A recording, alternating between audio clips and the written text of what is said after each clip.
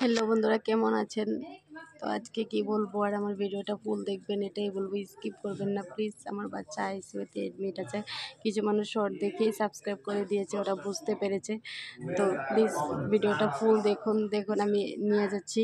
আমি ভয়েসটা ওভার দিয়েছি, কারণ এখানে কথা বলার মতো নয় যে কথা বলে ভিডিও করব।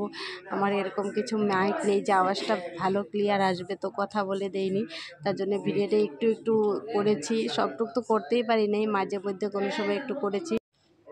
এই সময়টাতে এমন সময়টাতে মোবাইল ধরে যে ভিডিও করব সেই মুডেও নেই, কিন্তু শুধু আমি আমার স্বার্থের জন্য আমি ভিডিও করেছি, আমার সন্তানকে বাঁচানো। এটাই বাঁচানো কি বলবো, আর স্বার্থই বলতে হবে। আমার যদি ইউটিউব থেকে কিছু টাকা ইনকাম করা যায়, যদি ভিডিওটা অনেক ভাইরাল হয়, তার জন্যই। জন্ম হওয়ার পর থেকেই মেডিকেল আপনারা তো সবাই জানেন, ও হাঁটতে বসা, কথা বলা, ধরা, নিজে খাওয়া এসব কিছু করতে পারে না। তো প্লিজ আপনারা ভিডিওটা শেয়ার করে দিন, সাবস্ক্রাইব। আমি এটাই আশা রাখবো। আমার কিছু বন্ধুরা অলরেডি সাবস্ক্রাইব করেছে, আমি অনেক আনন্দিত হয়েছি যে ওরা শর্ট দেখেই আমার চ্যানেলটা সাবস্ক্রাইব করে দিয়েছে। তো প্লিজ যারা স্কিপ করে চলে যান ওদেরকে বলছি, প্লিজ চ্যানেলটা সাবস্ক্রাইব করে দিন, এগিয়ে নিয়ে যান।